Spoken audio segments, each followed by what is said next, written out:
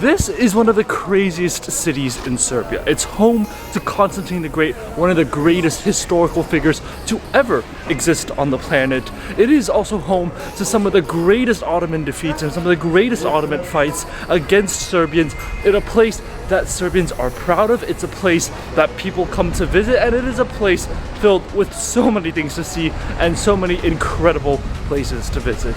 This is a city in the south of Serbia, and this is the city of Nish.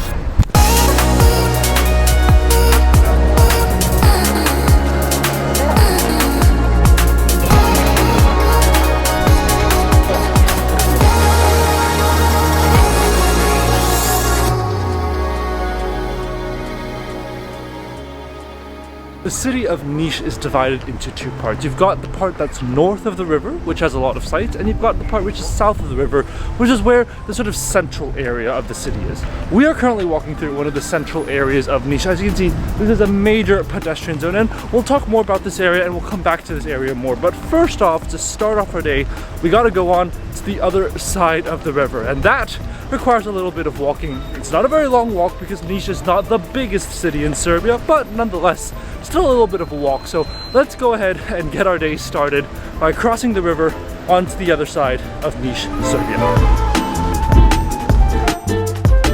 I had mentioned that Constantine the Great was born in this city, and true enough, there is a little monument here dedicated to Constantine the Great, and there's a little plaque here that talks about Constantine the Great himself. Now, Constantine was one of the greatest emperors to have ever lived.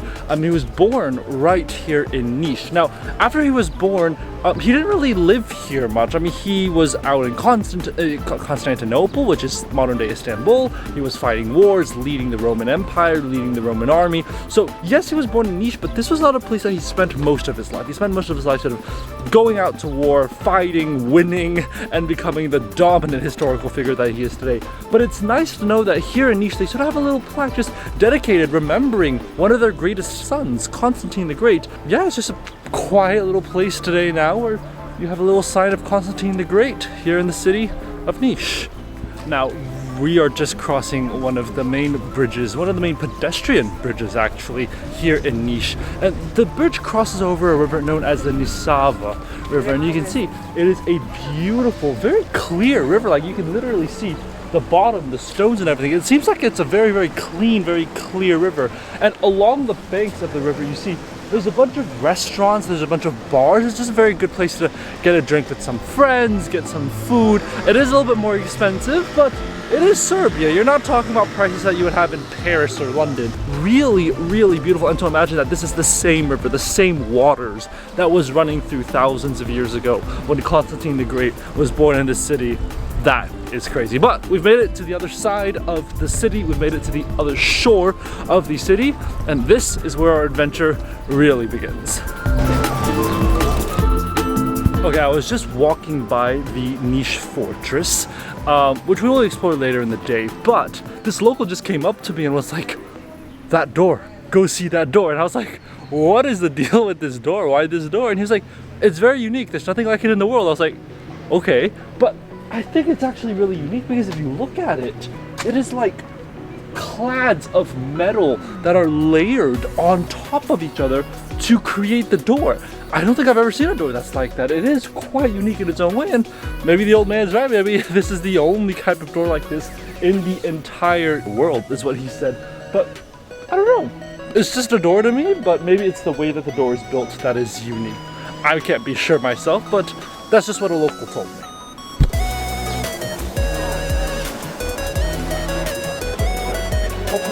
Now, whenever I visit a new city, whether it's in Serbia or Indonesia or any other country in the world, it's always a good idea to come and explore the new market, or rather the old traditional market. And the old traditional market is actually on the old side of the town, so on the side of the fortress and that side of Niš. And you can see it's right behind me here. I think it's called Zelena Pijaka. I don't know if I'm pronouncing it right. I can be completely butchering the pronunciation, but let's go ahead and check it out and see what a Serbian local market is like.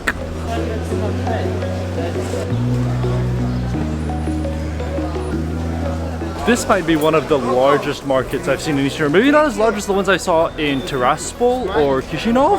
Chisinau was the biggest one for sure, but this market is pretty massive, and I'm just following the slow stream of traffic of old men and old ladies carrying their sort of carts as they do their morning shopping, and it is very, very local, very, very traditional. The prices here are insane. Like, it is extremely affordable. They're charging cents for like fruits and everything. It is crazy how affordable the prices are here, and I love the amount of chilies and peppers they have. You know Serbian food is good when you see chilies and peppers around it, but everything here just looks delicious, it looks fresh, it looks good, and that's probably why Serbian cuisine is one of the freshest and one of the best you're gonna find anywhere in the world. Oh, does it feel good to have just stepped out of the market and just get a breath of fresh air. I mean, in there, it's not the tightest place ever, but it's bustling. There's just a lot of people, a lot of produce, a lot of things being sold, and it can get quite hectic in there. So good to get a breath of fresh air just outside of the market.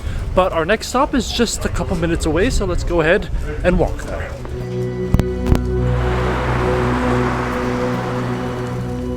We are starting our adventures outside of the market here in Nish by stepping back in time about 70, 80 years to the time of World War II. Here in the northern part of Nish, there is a concentration camp, and this was a concentration camp that was built by the Nazis here in Nish over, 7, 8 decades ago. Today it's been turned into a museum, and currently we're walking by a memorial for those who have been killed here, but it is a museum, so let's go ahead and see what is inside and what it was like here in a concentration camp here in Nish. This is a very dark subject. This is a very, very different subject than I've ever covered here on the channel, but let's go ahead and see what's inside. Now, the name of this concentration camp is the Crveni Krst camp. I don't know if I'm pronouncing the name right, but this is a camp that's sort of located in the northern part of Niš, because this area here is known as Crveni Krst. Now, when the Nazis invaded Yugoslavia, the kingdom of Yugoslavia at the time, Belgrade fell really quickly, and therefore they had a sort of puppet state that was running under the orders of the Nazi German regime. And this camp was built, it was originally built as a transit camp for Jews and Serbians and Romanians that were being captured, but in the end it turned out to be a concentration camp. It became a concentration camp. And it's said that over 10,000 people were killed right here in this camp. You can see the watchtower, you can see the walls, and right behind me is the building in which many of these prisoners would have been kept inside. And it's sort of chilling to think about the fact that so many people had passed through here, and some of them made it out, but a lot of them ended up dying right on these grounds that I'm standing on. I mean, it is a part of Serbian history, and it's a very dark part of the history here in Niš.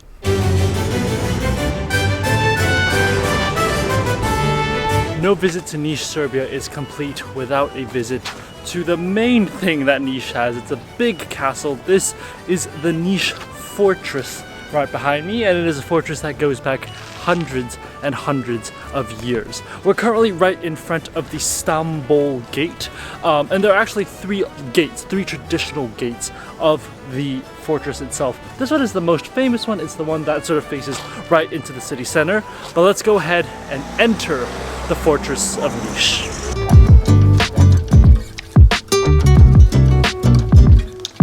Now, the Niš fortress was a fortress that was built many, many centuries ago. It was actually built on the ruins of an old fort. So the current fort that we see was actually the one that was built in like the 1800s, but for a very long time this fort had already existed, and it was used by Serbians when they were fighting against the Ottomans, which we will see more evidence of later in the day when we visit another site here in Niš. Well, this building right behind me, that was the arsenal. This is where they would store cannons, this is where they would store ammunition and everything. Now today it's an art gallery, but all the buildings in here were strategic for a purpose, and that's why it was a fortress. Now, today you can see there's cafes, they've built trees, it's sort of like a park area, but I mean, just imagine a couple hundred years ago, soldiers would be running around here getting bullets, getting cannons and everything, because that was the point of the fortress.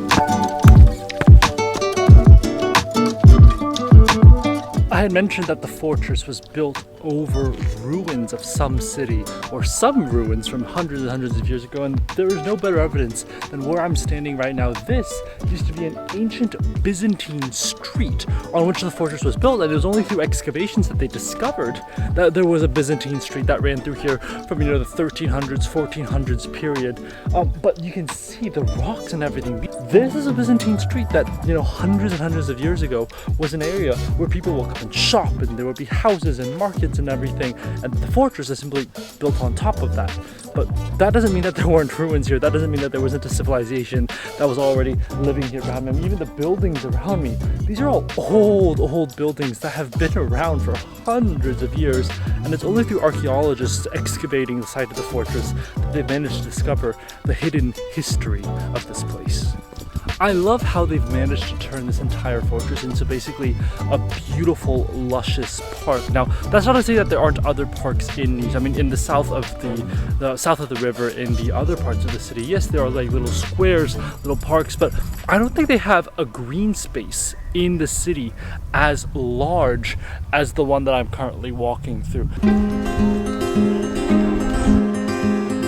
Now we've left the fortress of Nish and we've crossed the river back again, so now we are officially on the southern banks of the river. We are on the southern side of the city. This is the center, this is the commercial center, this is where we've got all the pedestrian zones that we started the video with. But right here behind me is this main big square. It's not really that big, especially by European standards. It's a pretty small square, but this is King Milos Square, and the reason is because you can see there's a statue of King Milos right behind me. He is on his horse right at the top of that statue. Now you might be wondering, who is King Milos? He was apparently a Serbian knight, a Serbian prince who fought against the Ottomans, who protected the Serbian people. And what you'll really see, especially in Niš, is because this is southern Serbia, this was a place where there was a lot of Serbian resistance to Ottoman rule. Now, of course, at the end of it all, the Ottomans did win and they did take over Serbia, and that's why they reached all the way up to Romania, and they were, you know, attacking the whole of the Balkan area.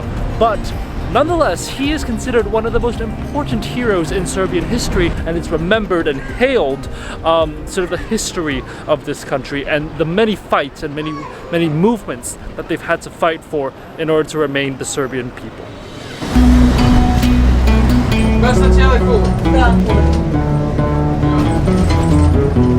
A quick bus ride later, we are currently at a place, and this is called the Skull Tower. It sounds ominous, it sounds scary, it sounds creepy, it sounds eerie, but it is a very important historical place.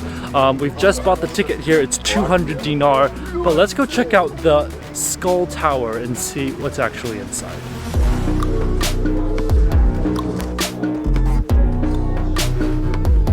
The name Skull Tower definitely captures how eerie that place is.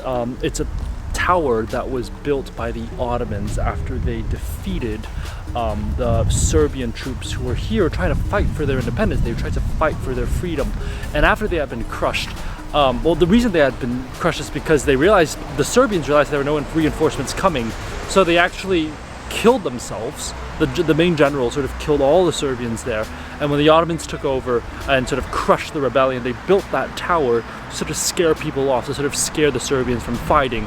To this day, it's sort of become a sign of the independence, the freedom of Serbians, and it's sort of united them even stronger to fight back against the Ottomans.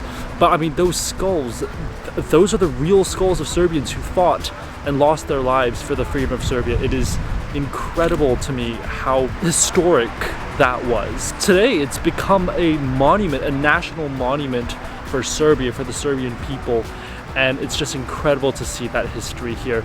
It's honestly incredible that that still exists, and it feels like, you know, something that you see from, like, you know, the killing fields of Cambodia. The skulls are all there, they're still intact, and just to imagine that the Ottomans would dare to do that and put that in a tower and to build for all to see, that is intimidating. And yet the Serbians still stood up and they continued fighting for their independence. Now you might be wondering, why did I just take a seat at a metal table? Well, this guy right here is Stevan Sremac. He is one of the most important Serbian poets, one of the most important Serbian writers, and right here in the center of the city, they've got a little bit of a table of him sort of, imagine he was drinking and sort of staying around here, talking to a friend. It's a sort of memorial to him, to Sremac.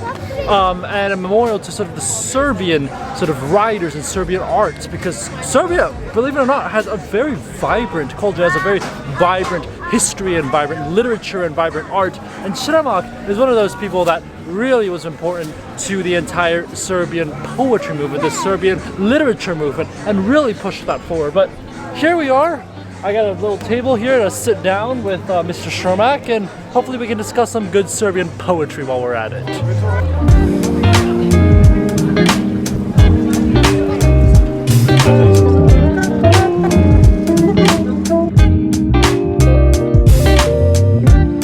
Well, the sun has set here in the beautiful town of Nish, Serbia. It's starting to rain. There's a big thunderstorm that's coming in, so I'm trying to get out of the rain as soon as I can.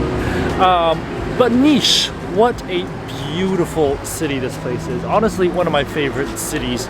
I think every city in Serbia has just been one of my favorite. I love the vibe, I love the walking pedestrian zone, I love the history here. The history here has been incredible, whether it's the concentration camp or the skull tower, and the history of Niš itself, and the fight of Serbians against Ottomans, the fight of Serbians against Nazis. You know, it's been a place that's been through a lot. Really, it's been through a lot. But what an amazing way to end off our day here in Serbia, and what an amazing way to end off our time here in Serbia. It's been truly, truly amazing to sort of enjoy the beautiful city and what it has to offer here in Serbia.